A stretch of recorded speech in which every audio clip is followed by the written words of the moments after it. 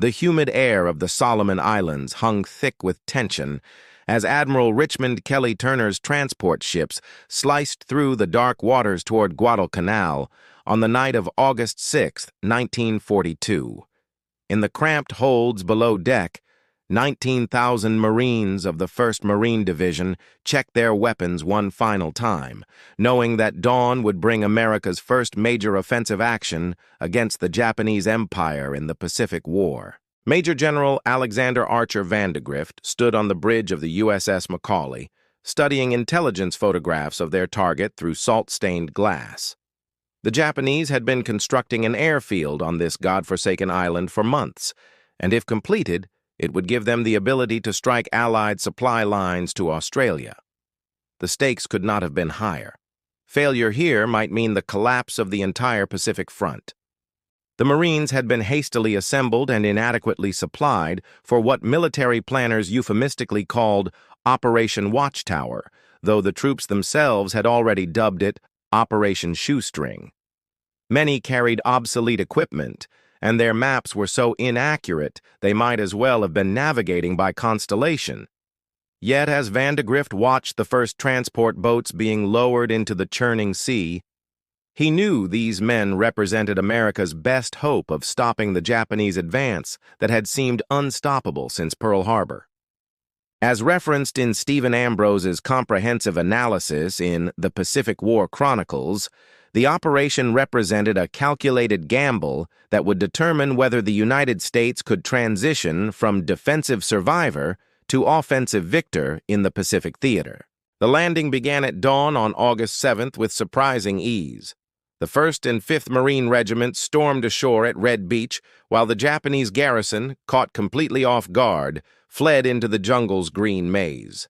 Within hours, the Marines had captured the nearly completed airfield, which they immediately renamed Henderson Field, after Major Lofton Henderson, a Marine aviator killed at the Battle of Midway.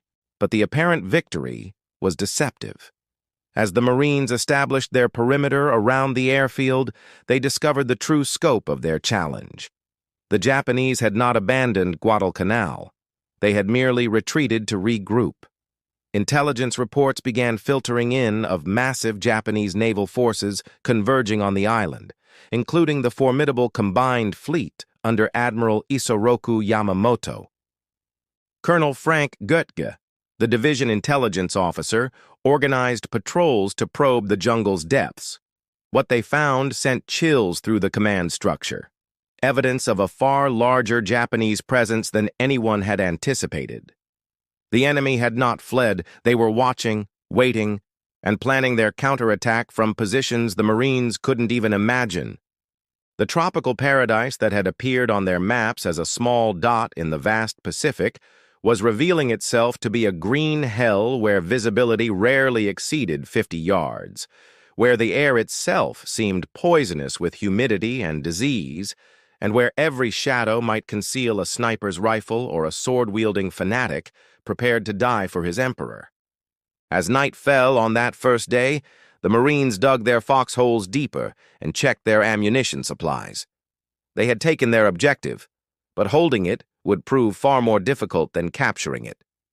The jungle around them pulsed with unseen threats, and somewhere in the darkness the Japanese were planning to reclaim what they considered rightfully theirs. The battle for Guadalcanal had begun, and it would rage for 6 months that would test the limits of human endurance and determine the course of the Pacific War. The Japanese response came with terrifying swiftness. On the night of August 8, 1942, Admiral Gunichi Mikawa's cruiser force swept down from the north like avenging spirits, catching the Allied naval forces completely unprepared in what would become known as the Battle of Savo Island. The sea erupted in flames as Japanese torpedoes and gunfire devastated the Allied fleet, sending 4 heavy cruisers to the bottom of what Marines would grimly christen Iron Bottom Sound.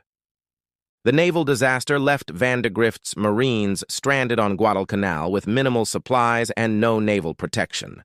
Admiral Frank Jack Fletcher, commanding the carrier task force, withdrew his ships southward, taking with him the Marines' air cover and their lifeline to the outside world. As the morning sun revealed the smoking wreckage floating in the Sound, the reality of their situation became crystal clear. They were alone. Lieutenant Colonel Merritt Edson gathered his raiders around a makeshift briefing area carved from the jungle near Henderson Field.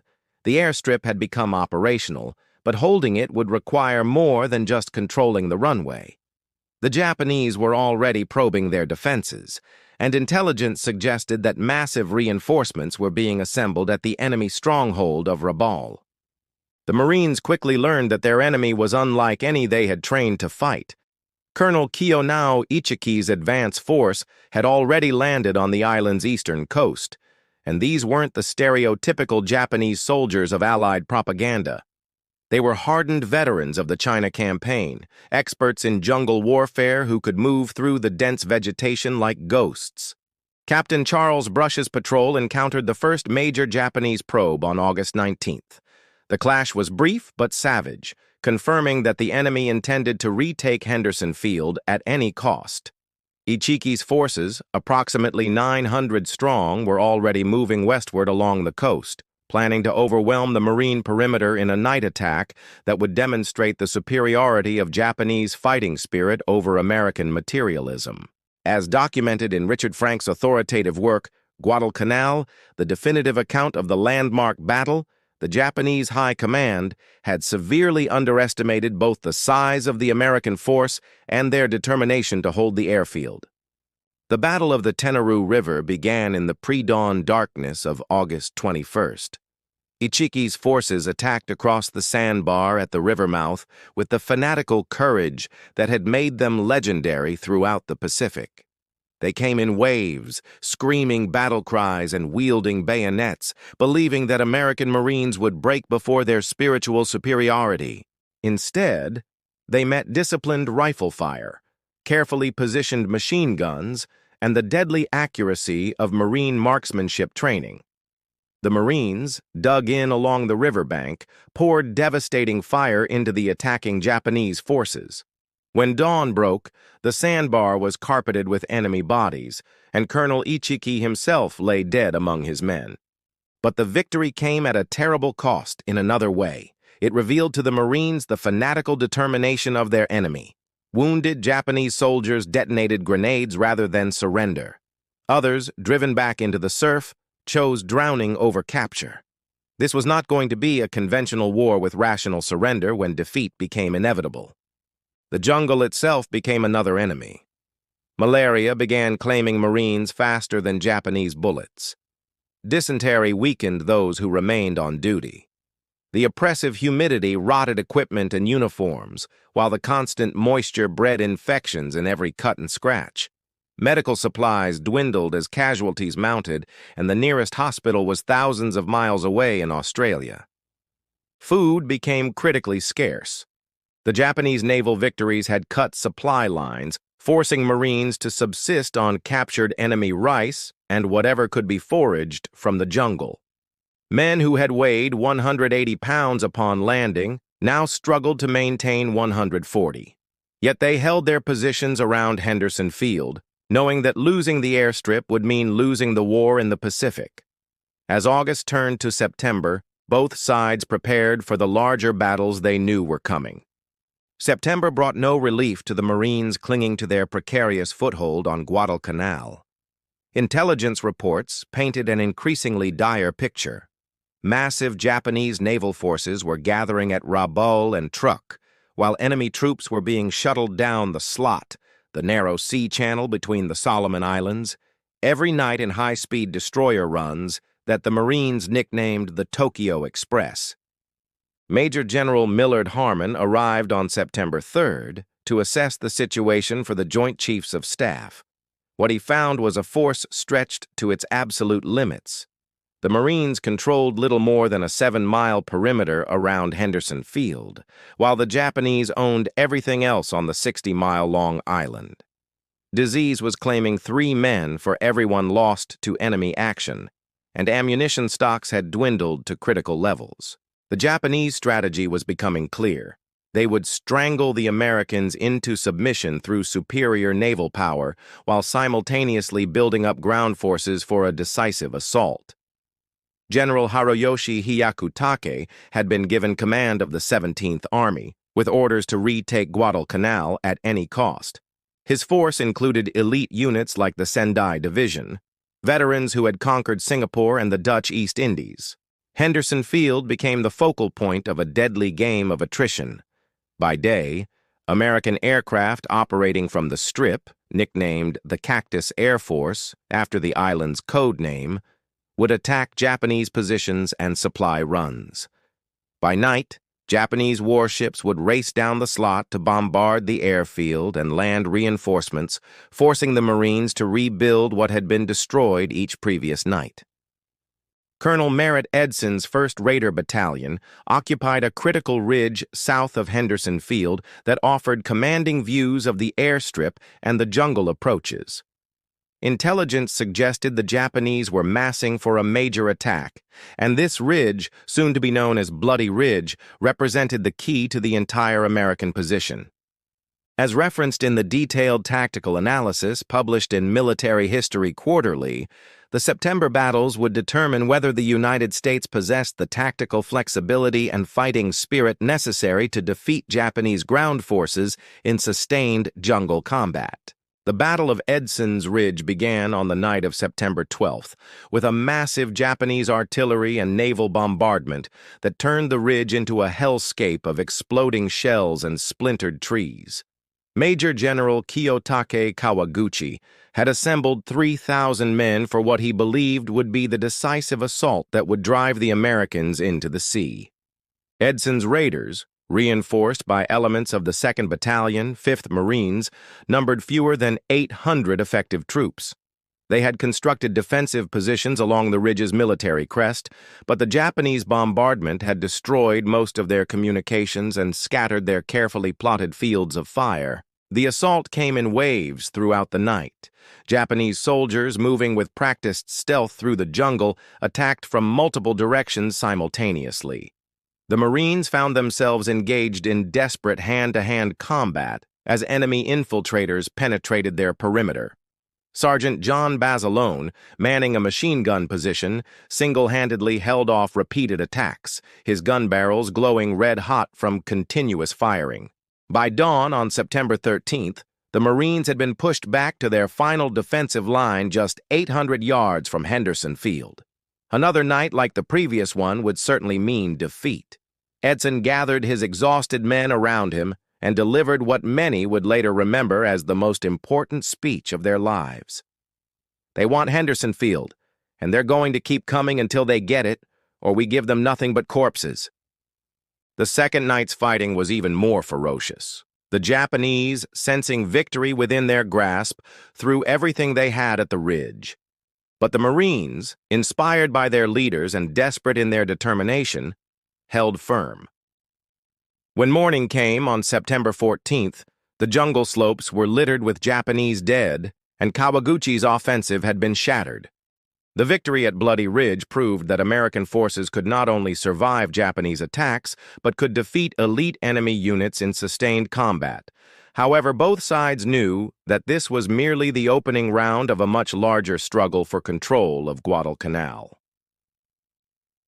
October brought the monsoon season to Guadalcanal, but the rain provided no relief from the grinding warfare that had consumed the island.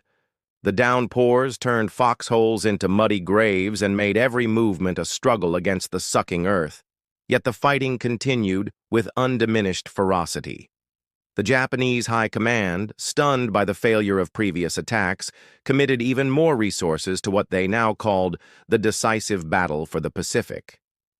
Lieutenant General Harukichi Hyakutake himself arrived on Guadalcanal on October 18th to personally oversee what the Japanese designated as their final offensive.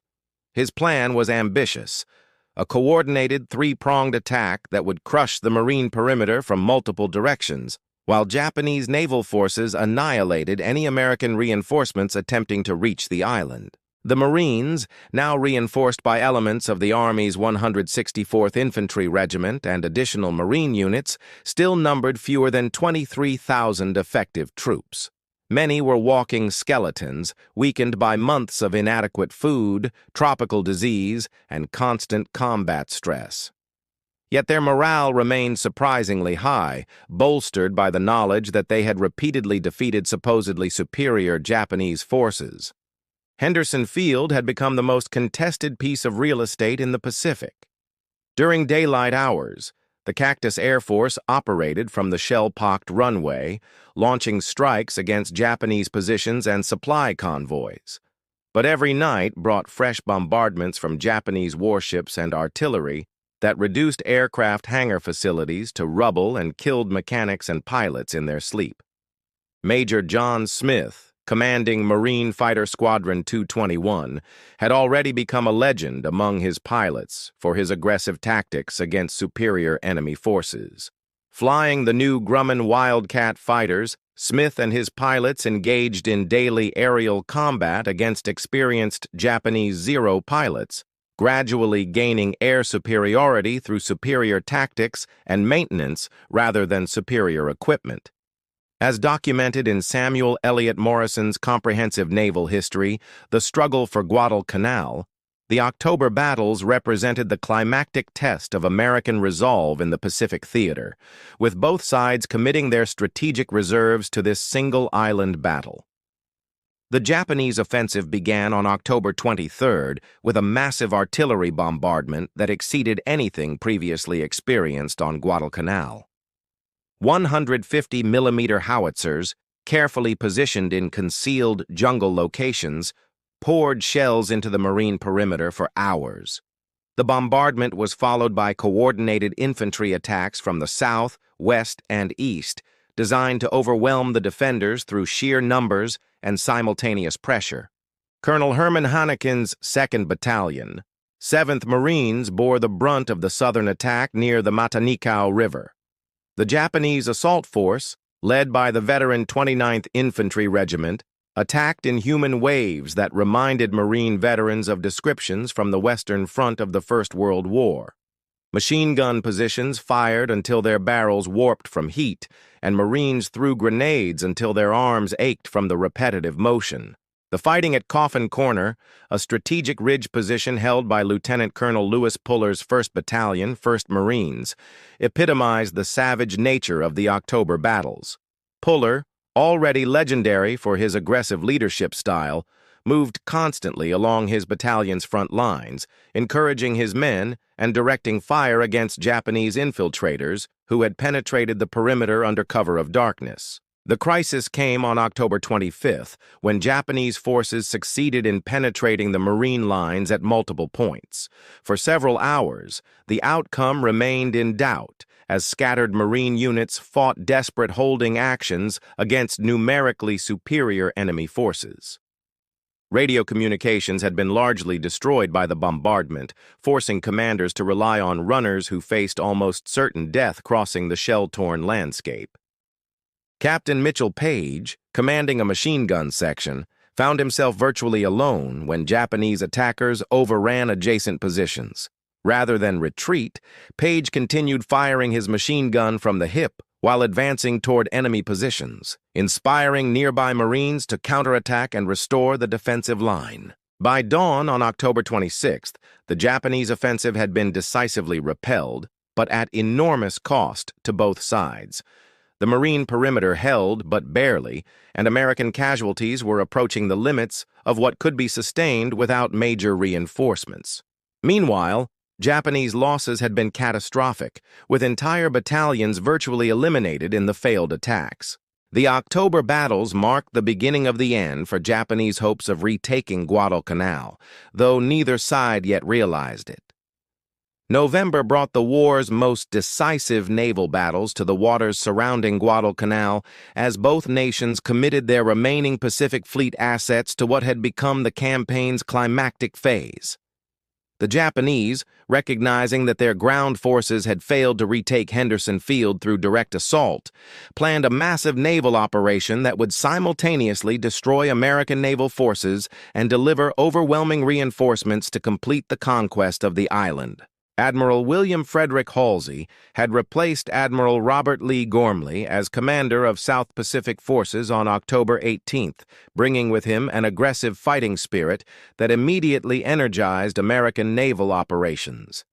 Halsey's famous signal to his fleet commanders, "Attack, repeat, attack," reflected his determination to challenge Japanese naval supremacy in the Solomon Islands, regardless of the risks involved.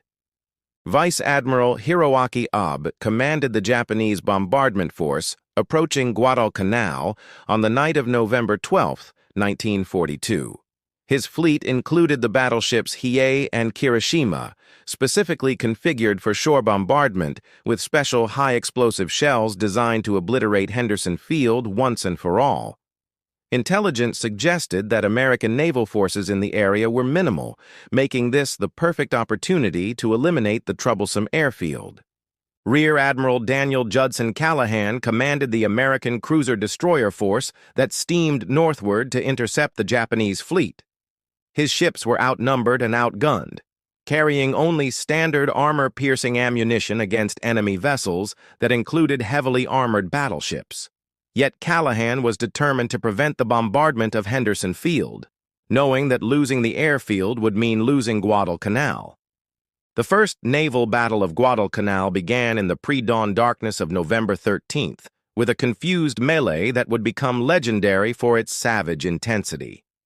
Ships from both fleets found themselves intermixed in the narrow waters between Savo Island and Guadalcanal, firing at point-blank range in conditions where friend and foe were nearly indistinguishable. As detailed in Robert Leckey's authoritative account, the Battle for Guadalcanal, the November naval engagements represented the most desperate and closely contested fleet actions in the Pacific War, with both sides accepting enormous risks to achieve decisive results. USS Atlanta, with Admiral Norman Scott aboard, received devastating damage from Japanese gunfire within minutes of the battle's opening.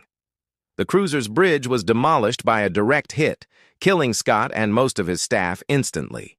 Nearby, USS Juneau fought desperately against superior enemy forces until a torpedo strike broke the ship in half, taking with it the 5 Sullivan brothers whose deaths would become symbolic of American sacrifice. Admiral Callahan himself died when his flagship USS San Francisco was bracketed by Japanese battleship fire. Yet the American attack had achieved its primary objective. Admiral Abe's bombardment mission had been disrupted, and the battleship Hiei had suffered sufficient damage to force her withdrawal from the immediate battle area. The fighting resumed on the night of November 14th, when Admiral Nobutake Kondo brought another Japanese fleet south, this time including the fast battleship Kirishima and supporting cruisers.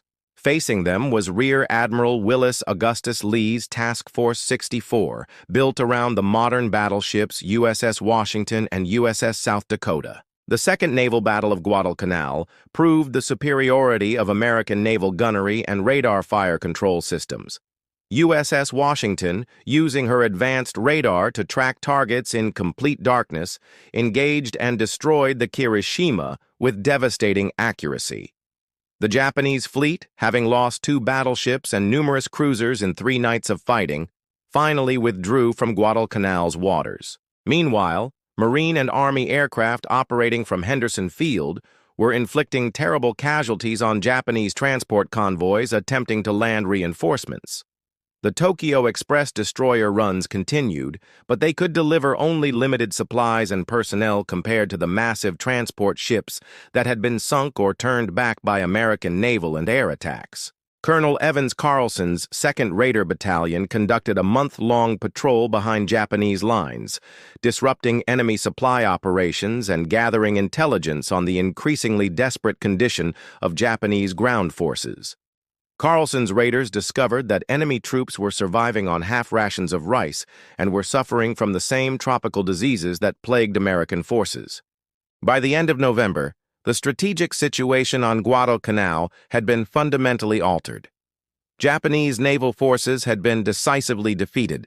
Their ability to reinforce and supply their ground troops had been severely compromised, and American control of the surrounding waters was becoming increasingly secure. The campaign was entering its final phase, though months of difficult fighting still lay ahead. December 1942 marked the beginning of the end for Japanese resistance on Guadalcanal, though the final outcome remained uncertain to commanders on both sides. The Japanese 17th Army, now commanded by Lieutenant General Hitoshi Imamura after General Hyakutake's evacuation due to illness, controlled significant portions of the island's interior and remained capable of launching dangerous counterattacks against American positions. Major General Alexander Patch's 14th Corps had assumed operational control of Guadalcanal from the Marines, bringing with him the fresh Army divisions that would be necessary to complete the conquest of the island. The American Division, the 25th Infantry Division, and elements of the 6th Marine Division gave American forces a significant numerical advantage for the first time since the campaign began. The Japanese strategy had shifted from offensive operations to a fighting withdrawal designed to inflict maximum casualties on advancing American forces while preparing defensive positions for a final stand in the island's mountainous western region.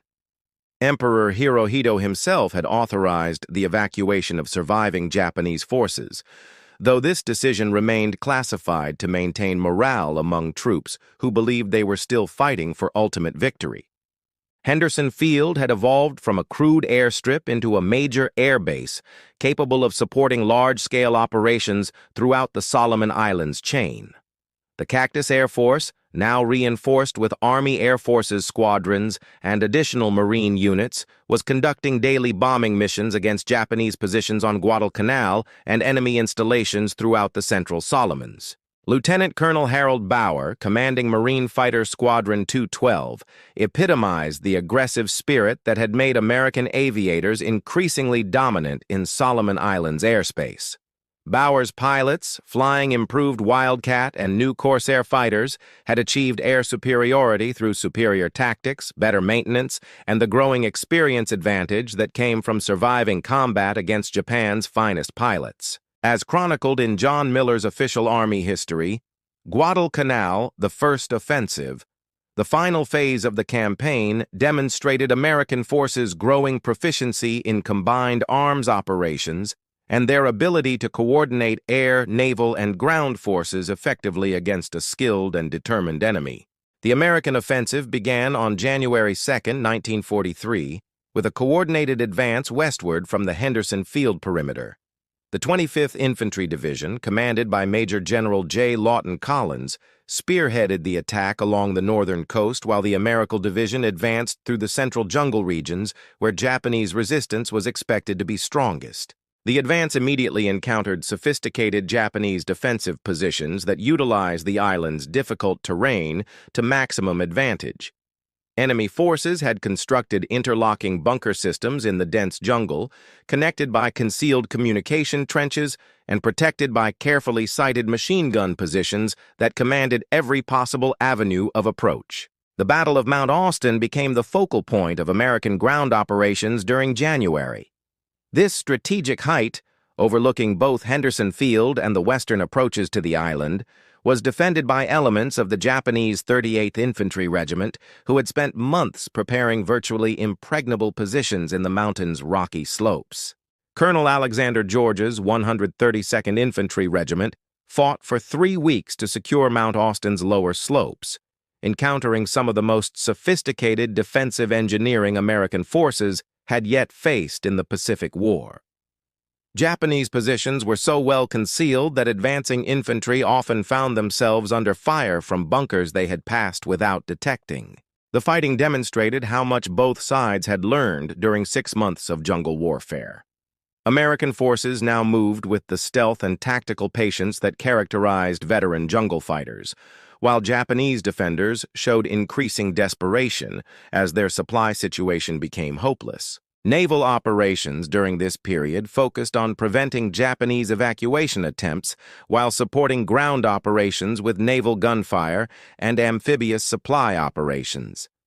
The Japanese, however, were secretly preparing Operation K, a sophisticated evacuation plan designed to remove their surviving forces under cover of what appeared to be reinforcement operations.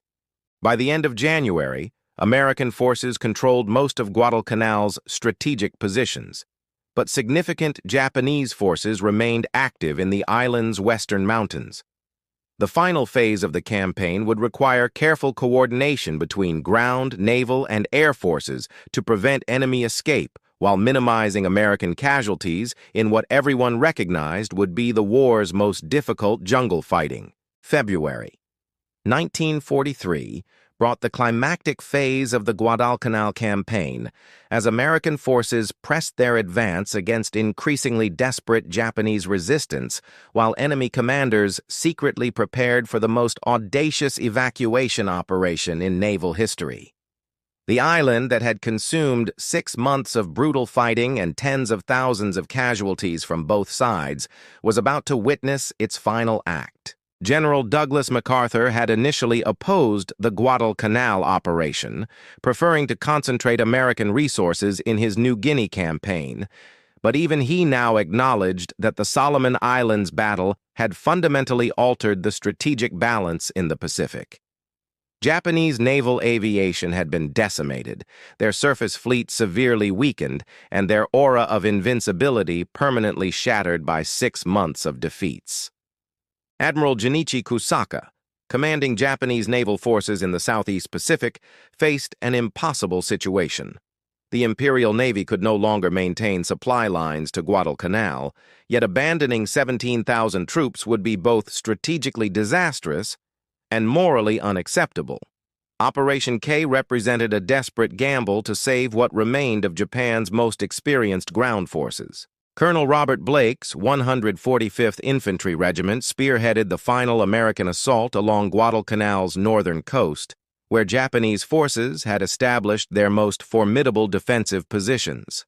These veteran troops, survivors of months of jungle warfare, moved with the confidence and tactical sophistication that comes only from extensive combat experience. The Japanese evacuation began on the night of February 1st with high-speed destroyer runs that American intelligence initially interpreted as reinforcement operations. Fast destroyers, led by Rear Admiral Shintaro Hashimoto, raced down the slot under cover of darkness, loaded with supplies and reinforcements that were actually camouflaged evacuation equipment and medical personnel. As documented in the definitive analysis published by the Naval War College, Operation K represented one of the most successful military evacuations in modern warfare, comparable to the British evacuation from Dunkirk in its audacity and execution. The deception succeeded brilliantly. American forces, expecting to face reinforced enemy resistance, instead found themselves advancing against positions that were being systematically abandoned.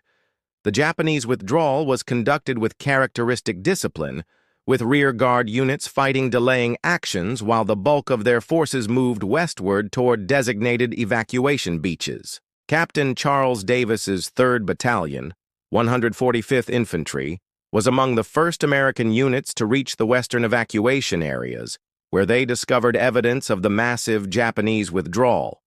Abandoned equipment, hastily constructed evacuation facilities, and the absence of serious resistance indicated that their enemy was escaping rather than preparing for a final stand. The final Japanese evacuation runs occurred on February 7th and 8th, with destroyers successfully removing over 10,000 troops under cover of darkness and aggressive fighter cover from Rabaul-based aircraft.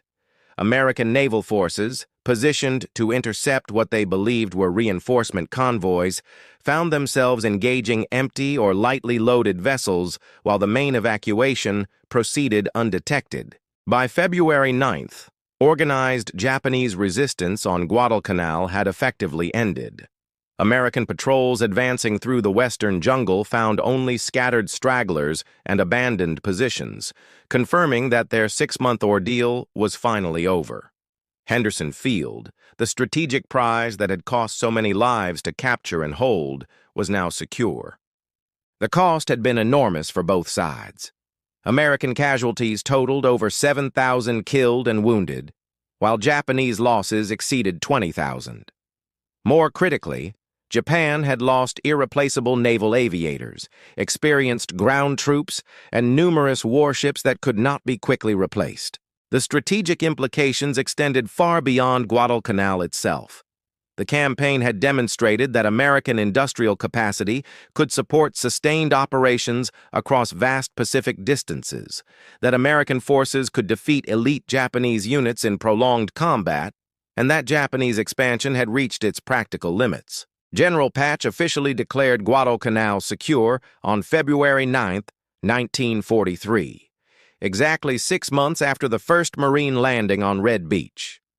The island that had been intended as a stepping stone for Japanese conquest of Australia had instead become the graveyard of Japanese Pacific ambitions. The young Marines who had landed in August as untested troops had emerged as hardened veterans whose tactical innovations and fighting spirit would carry them through the island-hopping campaigns that would ultimately lead to Tokyo Bay. Guadalcanal had saved Allied hopes in the Pacific and proved that the empire of the rising sun could be defeated. The tide of war had turned in a jungle hell that most Americans had never heard of before August 7, 1942.